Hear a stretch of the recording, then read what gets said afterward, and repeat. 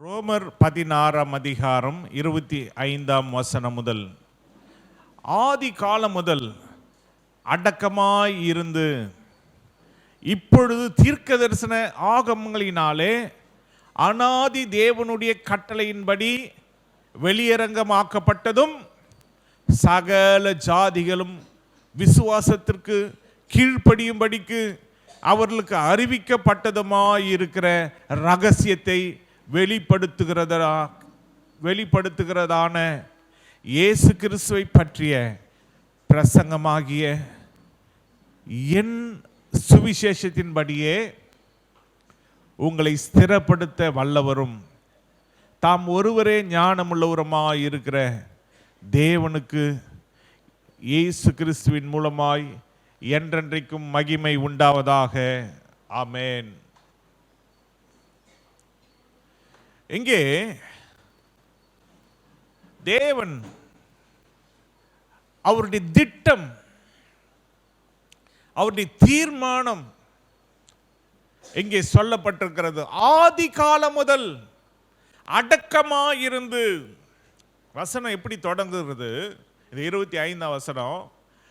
ஆதி காலம் முதல் அடக்கமாயிருந்து இப்பொழுது தீர்க்க தரிசன ஆகமங்களினாலே அனாதி தேவனுடைய கட்டளையின்படி வெளியரங்கமாக்கப்பட்டதும்.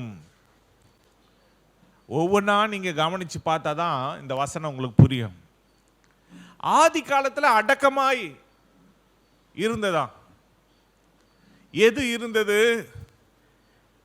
இயேசு கிறிஸ்துவை பற்றிய பிரசங்கமாகிய சுவிசேஷம். இயேசு கிறிஸ்துவின் மேல சகல ஜாதிகளும் விசுவாசம் வைக்க வேண்டும்.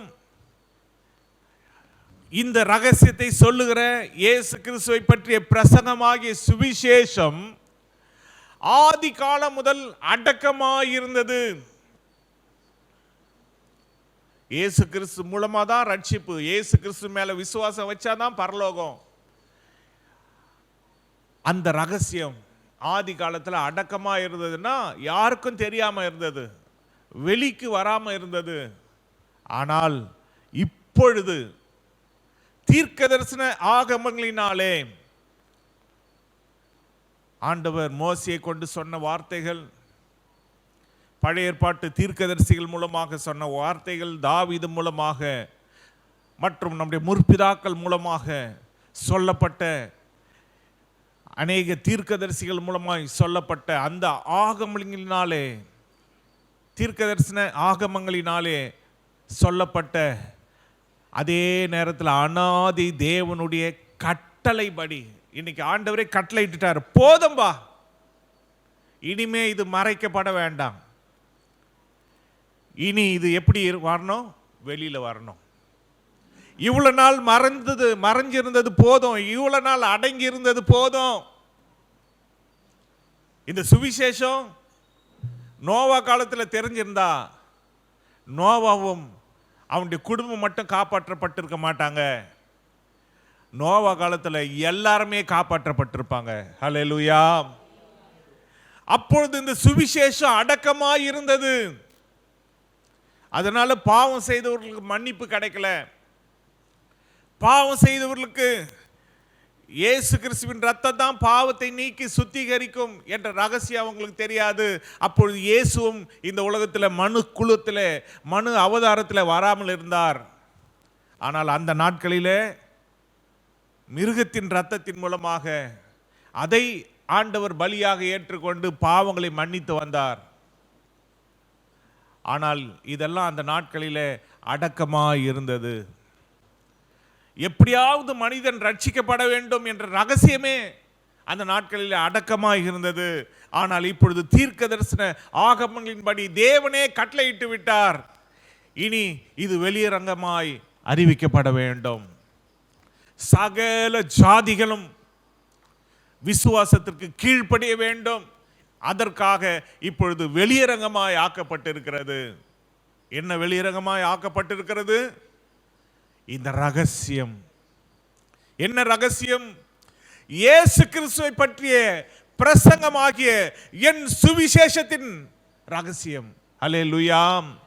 அப்போஸ்தலனாகிய பவுல் சொல்றாரு, தைரியமா போல்டா சொல்றாரு, இந்த என் சுவிசேஷம், இயேசு கிறிஸ்துவை பற்றிய பிரசங்கமாகிய என் சுவிசேஷம், அது இவ்வளவு நாள் ரகசியமாய் வைக்கப்பட்டிருந்தது. ஆனா இப்பொழுது அது வெளியரங்கமாய் அது வெளி கொண்டு வரப்பட்டிருக்கிறது. இதற்கு மிக முக்கியமான காரணம் என்ன? தேவனே கட்டளையிட்டு விட்டார். அதனால இப்ப வெளியில வந்துருச்சு. இந்த ரகசியம் நம்முடைய முற்பிதாக்களுக்கு தெரியாது. ஒரு சிலர் அவங்க செஞ்ச பாவத்துக்கு தண்டனையை வாங்கிட்டு போயிட்டாங்க, பாவ மன்னிப்பெல்லாம் கிடைக்கல. அவங்க செஞ்ச பாவத்துக்கு அடி, உத, மரணம், தண்டனை. ஆனா இப்பொழுதோ இயேசு கிறிஸ்துவை பற்றி பிரசங்கிக்கிற அந்த பிரசங்கமாகிய சுவிசேஷத்தில் இந்த உலகம் எல்லாம் கேட்டு அந்த சுவிசேஷத்திற்கு, அந்த விசுவாசத்துக்கு அவங்க கீழ்ப்படிஞ்சா அவங்களுக்கு பாவ மன்னிப்பு, அவங்களுக்கு பரலோகம் எல்லாம் கிடைக்கும். இந்த ரகசியத்தை தான் இப்பொழுது தேவன் வெளிப்படுத்தி இருக்கிறார். அப்படி சுவிசேஷத்தை வெளிப்படுத்தி நம்மை ஸ்திரப்படுத்த வல்லவராய் இருக்கிறார். அவர் ஒருவரே ஞானம் உள்ளவராய் இருக்கிறார். அதனால தேவனுக்கு இயேசு கிறிஸ்து மூலமா என்றென்றைக்கும் மகிமை உண்டாவதாக, ஆமேன் என்று அந்த வசனம் சொல்லுகிறது. அப்ப ஆதி காலம் முதல் அடக்கமாய் இருந்தார், அடக்கமாய் இருந்தது. வெளிப்படுத்தின விசேஷத்தில் பார்த்தீங்கன்னு சொன்னா 13ஆம் அதிகாரம் 8ஆம் வசனத்துல வாசித்து பாருங்கள். வெளிப்படுத்தின விசேஷம் 13:8. உலக தோற்றம் முதல் அடிக்கப்பட்ட ஆட்டுக்குட்டியானவருடைய, ஆட்டுக்குட்டியினுடைய ஜீவ புஸ்தகத்தில் பெயர் எழுதப்படாத பூமியின் குடிகள் யாவரும் அதை வணங்குவார்கள். இப்போ இந்த ரகசியம் வெளியாக்கப்பட்டு விட்டது. யாரா இருந்தாலும் விசுவாசத்துக்கு கீழ்ப்படிஞ்சாதான், விசுவாசத்துக்குன்னு சொன்னா இயேசு கிறிஸ்துவை பற்றிய பிரசங்கம் அறிவிக்கப்படும், சுவிசேஷம் அறிவிக்கப்படும். இந்த சுவிசேஷத்தை ஏற்றுக்கொண்டு இயேசு கிறிஸ்துவின் மேல விசுவாசம் வச்சு அந்த விசுவாசத்துக்கு அவங்க கீழ்ப்படிஞ்சா மட்டுமே பாவ மன்னிப்பு கிடைக்கும். அப்பொழுது மட்டுமே அவங்கள தேவன் ஸ்திரப்படுத்த வல்லவராக இருக்கிறார். அவர் ஞானம் உள்ளவர். அவருக்கு நாம் மகிமையை செலுத்தி கொண்டே இருக்க வேண்டும். அதே நேரத்தில் இந்த சுவிசேஷத்துக்கு அந்த உலக தோற்றம் முதல் யாருடைய பேரெல்லாம் ஜீவ புஸ்தகத்தில் எழுதப்படாமல் இருக்கோ அவங்க என்ன செய்வாங்க? இந்த உலகத்தில் எத்தனையோ பேர் பிறந்திருக்காங்க, எத்தனையோ பெரிய ஆட்கள் பிறந்திருக்காங்க, மரிச்சிருக்காங்க. நாமெல்லாம் ஒரு சின்ன ஆட்கள் தான். ஆனால் நமக்கு முன்னால் எவ்வளோ பேர் பிறந்தாங்க, மரிச்சாங்க, இன்னும் பிறந்து கொண்டே இருக்கிறாங்க. எல்லாம் பிறப்பாங்க, மரிப்பாங்க. ஆனால் யாருடைய பேர் ஆட்டுக்குட்டியினுடைய ஜீவ புஸ்தகத்தில் எழுதப்படாமல் இருக்கோ அவங்க எல்லாரும் ஒரு காலத்தில் அந்தி கிறிஸ்துவை வணங்குவாங்க, மிருகத்தை வணங்குவாங்க. ஒரு சிலர் சொல்றாங்க கம்ப்யூட்டர் தான் இப்போ அந்தி கிறிஸ்து. எது எப்படியா இருந்தாலும் அந்தி கிறிஸ்துவின் ஆட்சி வரப்போகிறது. அதில் யாருடைய பெயர் எழுதாமல் இருக்கோ, ஜீவ புஸ்தகத்தில் எழுதாமல் இருக்கோ அவங்க எல்லாரும் இந்த உலகத்தில் இருப்பாங்க. அவங்க ஆண்டவர் இயேசு கிறிஸ்துடைய வருகையில் எடுத்துக்கொள்ளப்பட மாட்டாங்க, கைவிடப்பட்டு இந்த உலகத்தில் இருப்பாங்க. அவங்க அந்தி கிறிஸ்துவ மிருகத்தை அவங்க வணங்குவாங்க. ஆனால் யாருடைய பேர் ஜீவ புஸ்தகத்தில் எழுதியிருக்கோன்னு சொன்னா, இந்த சுவிசேஷம் இயேசு கிறிஸ்துவை பற்றிய பிரசங்கம் யாருக்கெல்லாம் பிரசங்கிக்கப்பட்டு இந்த சுவிசேஷத்துக்கு அவங்க தங்கள் விசுவாசத்தை ஆண்டவர் மேல வச்சு இந்த விசுவாசத்துக்கு கீழ்ப்படுகிறாங்களோ, விசுவாசத்துக்கு கீழ்ப்படுகிறதுன்னா என்ன? மனம் திரும்பி ரட்சிக்கப்பட்டு ஞானஸ்தானம் எடுக்கிறது, அதுதான் விசுவாசத்துக்கு கீழ்ப்படுகிறது. அப்படி விசுவாசத்துக்கு கீழ்ப்படிஞ்சு ஞானஸ்தானம் எடுக்கிற அத்தனை பேருடைய பேரும் ஜீவ புஸ்தகத்தில் எழுதப்பட்டிருக்கும். அவங்க அந்த அந்தி கிறிஸ்து ஆட்சியில் சிக்க மாட்டாங்க. அவங்க எல்லாரும் ஒரு நிமிஷத்தில், ஒரு இமை பொழுதில் மறுரூபமாகி இயேசுவோடு கூட பறந்து சென்று அப்படியே பரலோக ராஜ்யத்தில் வாசம் பண்ணுவாங்க. நாம் தான் வாசம் பண்ணுவோம். வெளிப்படுத்தின விசேஷம் 5ஆம் அதிகாரம் அன்று 6ஆம் வசனத்திலே வாசிக்கிறோம், அப்பொழுது இதோ அடிக்கப்பட்ட வண்ணமாயிருக்கிற ஒரு ஆட்டுக்குட்டி சிங்காசனத்திற்கும் 4 ஜீவன்களுக்கும் மூப்பர்களுக்கும் மத்தியிலே நிற்க கண்டேன். அது 7 கொம்புகளையும் 7 கண்களையும் உடையதாயிருந்தது. அந்த கண்கள் பூமியெங்கும் அனுப்பப்படுகிற தேவனுடைய 7 ஆவிகளேயாம். அடிக்கப்பட்ட வண்ணமாயிருக்கிற ஒரு ஆட்டுக்குட்டி, இது யார்? ஏன் அடிக்கப்பட்ட வண்ணமாகவே இந்த ஆட்டுக்குட்டி இருக்கிறது? 12ஆம் வசனம் சொல்லுகிறது, அவர்களும் மகா சத்தமிட்டு அடிக்கப்பட்ட ஆட்டுக்குட்டியானவர் வல்லமையையும் ஐஸ்வர்யத்தையும் ஞானத்தையும் பலத்தையும் கனத்தையும் மகிமையையும் ஸ்தோத்திரத்தையும் பெற்றுக்கொள்ள பாத்திரராயிருக்கிறார் என்று சொன்னார்கள். அல்லேலூயா. இவர்தான் ஆட்டுக்குட்டியானவர். ஆட்டுக்குட்டியானவர்னா இயேசுவானவர். இவருக்கு 7 காரியமும் போய் சேரணும். வல்லமை, ஐஸ்வர்யம், ஞானம், பலம், கனம், மகிமை, ஸ்தோத்திரம், இது எல்லாம் பெற்றுக்கொள்ள அவர்தான் பாத்திரர். அவருக்கு தான். ஏன்னா அவர் இந்த உலக தோற்றம் முதல் அடிக்கப்பட்ட வண்ணமாகவே இருக்கிறார். ஆதாம் பாவம் செய்த பொழுது ஆதாம் ஏவாள் ஆண்டவருடைய வார்த்தையை மீறி புசிக்க கூடாது என்று கனியை புசிச்ச பொழுது அங்க ஒரு ஆடு அடிக்கப்பட்டது. அந்த ஆடு இயேசு கிறிஸ்து, அவருக்கு ஒப்பனையாக இருக்கிறது.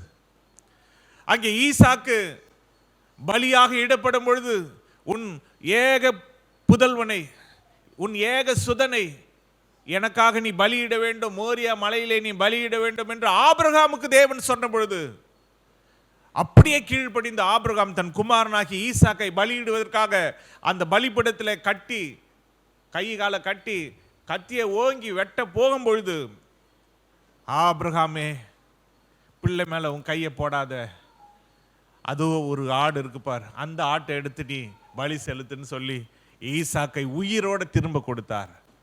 அங்க இருந்த அந்த ஆடு இயேசு கிறிஸ்துவுக்கு ஒப்பனையா இருக்கிறது. ஈசாக்குக்கு பதிலாக பலியிடப்பட்டவர். அல்லேலூயா. இஸ்ரவேல் மக்கள் 400 வருஷம் அடிமைகளாய் இருந்த பொழுது அவர்களை எப்படி காப்பாற்றுவது?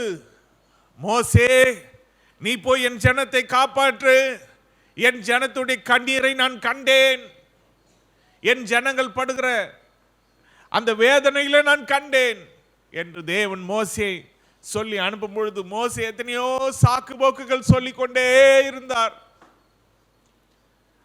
அதன் பிறகு உன்னுடைய சகோதரன் ஆரோன் இருக்கிறான், அவன் வருகிறான் பார் என்று சொல்லி தேவன் மோசே தேத்தி இஸ்ரவேல் ஜனங்கள் இடத்துல அனுப்பினார். இந்த மோசையை கொண்டு 10 அற்புதங்களை செய்து இஸ்ரவேல் மக்கள் 400 வருஷம் அடிமையாக இருந்த இஸ்ரவேல் மக்களை, இரும்பு சங்கிலியால் கட்டப்பட்ட இஸ்ரவேல் மக்களை, இரும்பு குகை என்று சொல்லப்படுகிற அந்த எகிப்து தேசத்திலிருந்து தேவன் அவர்களை விடுதலையாக்கினார். எப்படி தெரியுமா?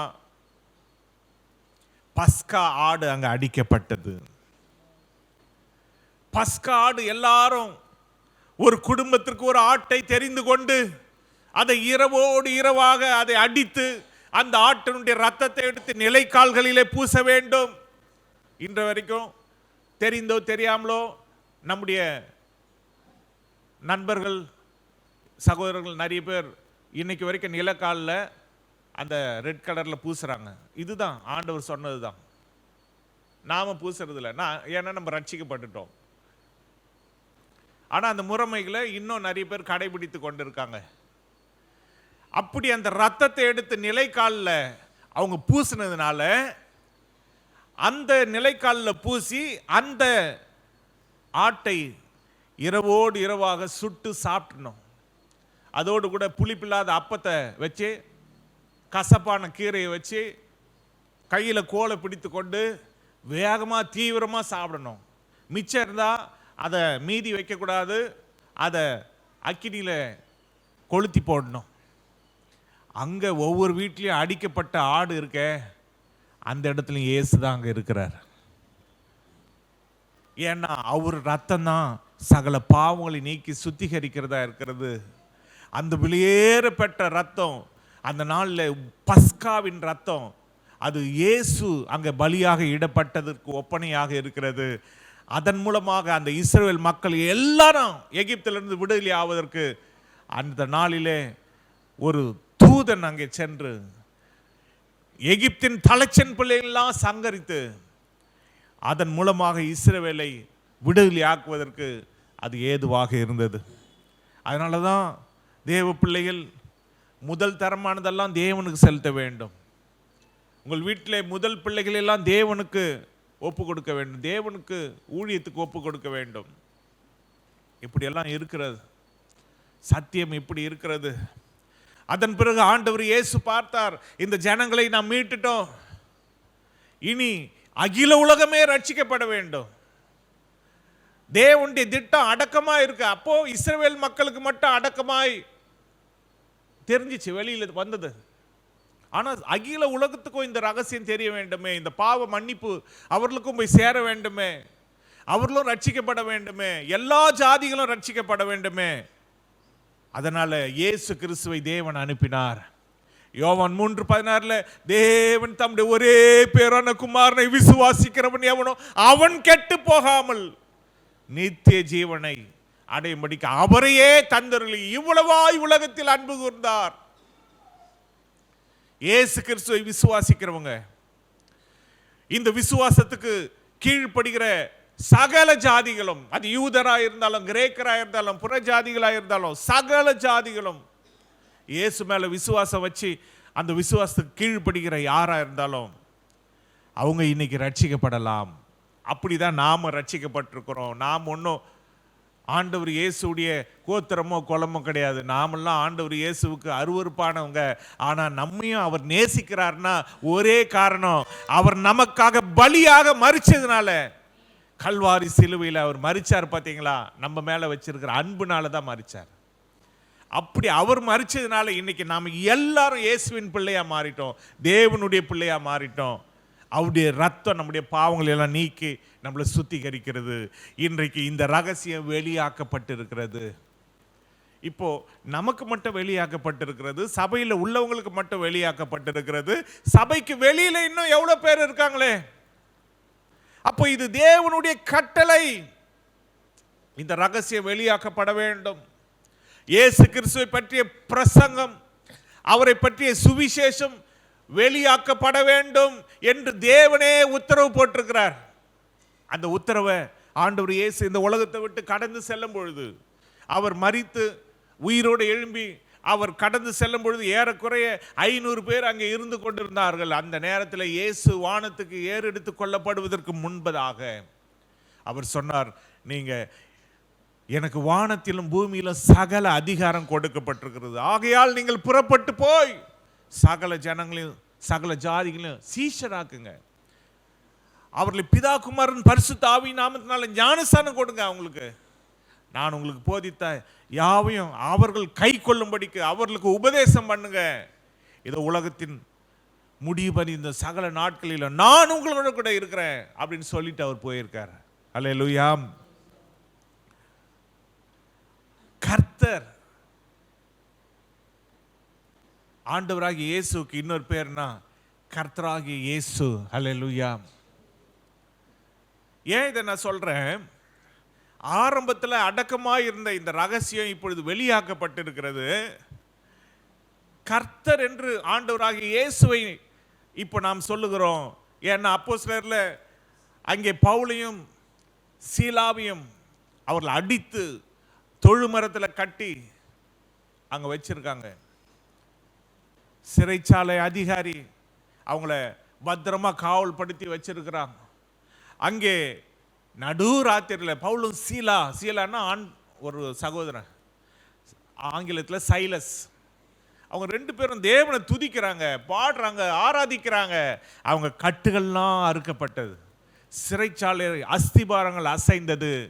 என்னை இயேசு பேர் சொன்னா இந்த உலகத்தின் அஸ்திபாரமே அசைக்கப்படும். அல்லேலூயா. அரசியலெல்லாம் ஆட்டங்காண்டுரும் இயேசு பேரை சொன்னா.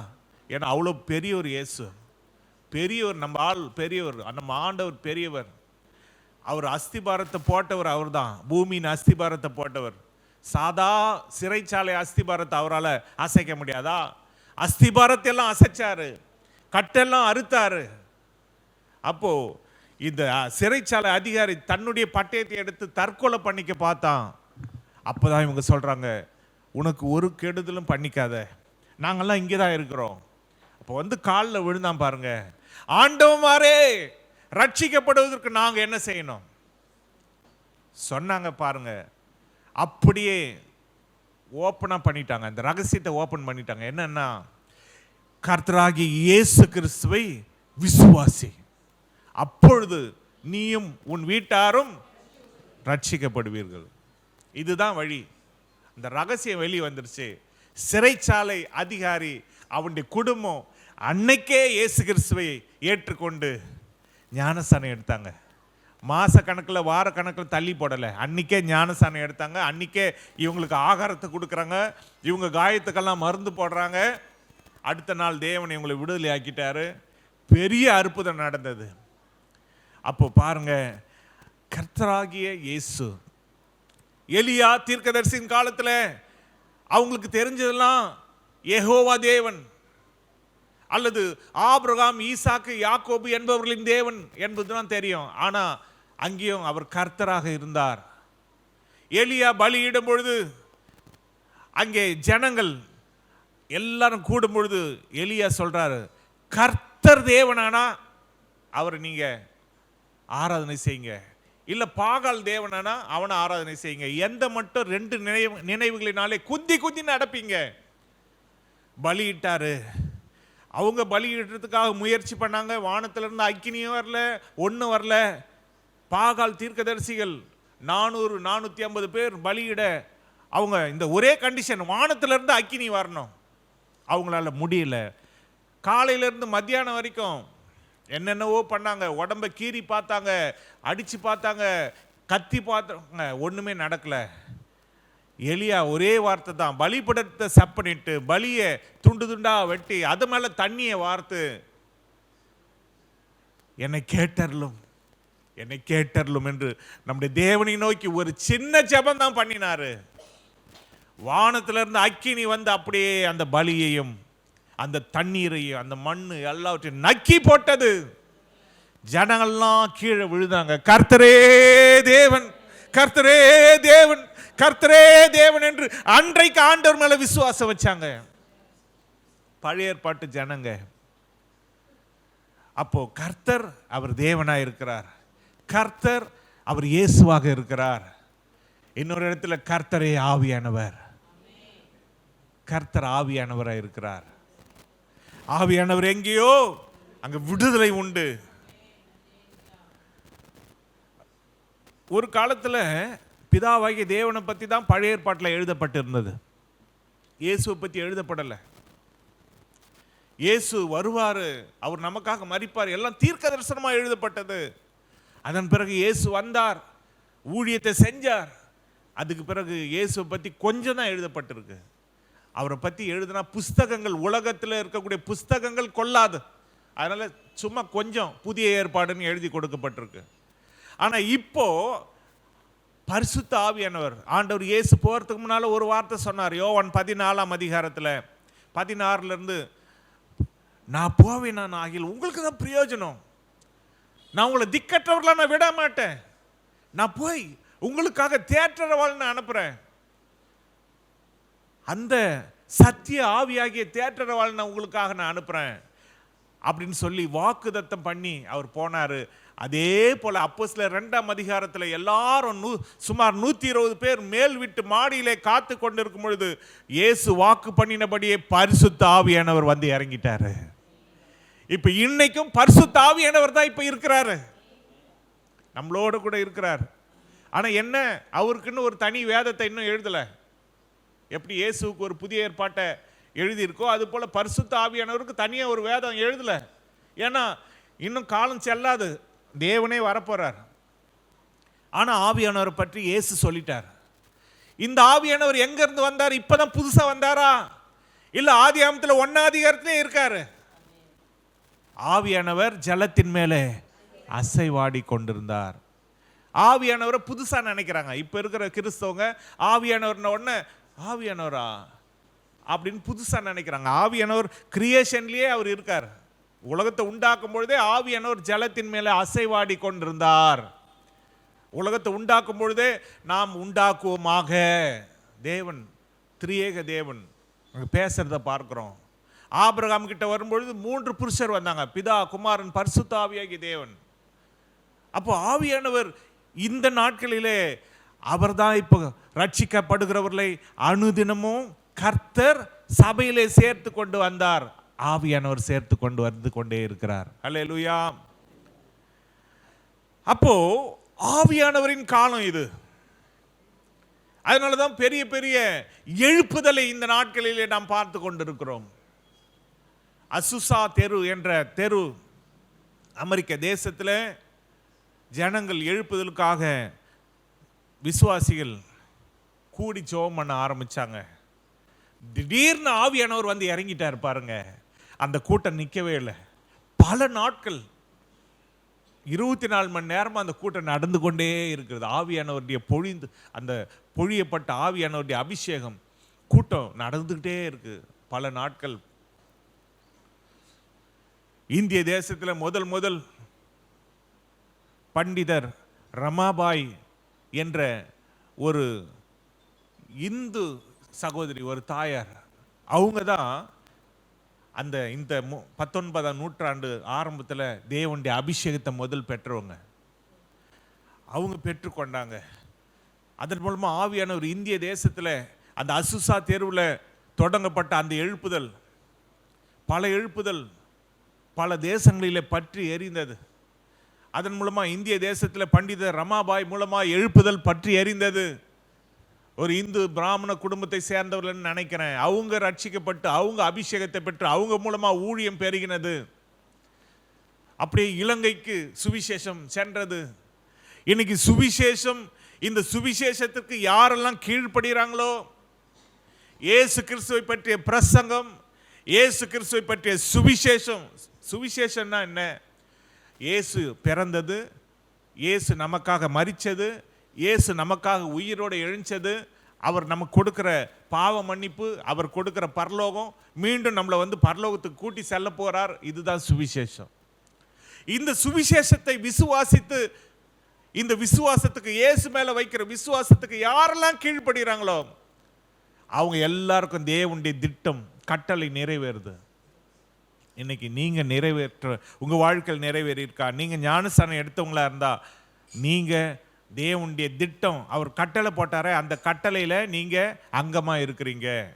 இல்லைன்னா உங்க பேர் ஜீவ புஸ்தகத்தில் எழுதப்படாது. நீங்க எழுதப்படாம இருந்தா அந்தி கிறிஸ்துவ வணங்குவீங்க. எழுதப்பட்டவங்களா இருந்தா பரலோகத்தில் போய் தேவனை நம்ம வணங்குவோம்.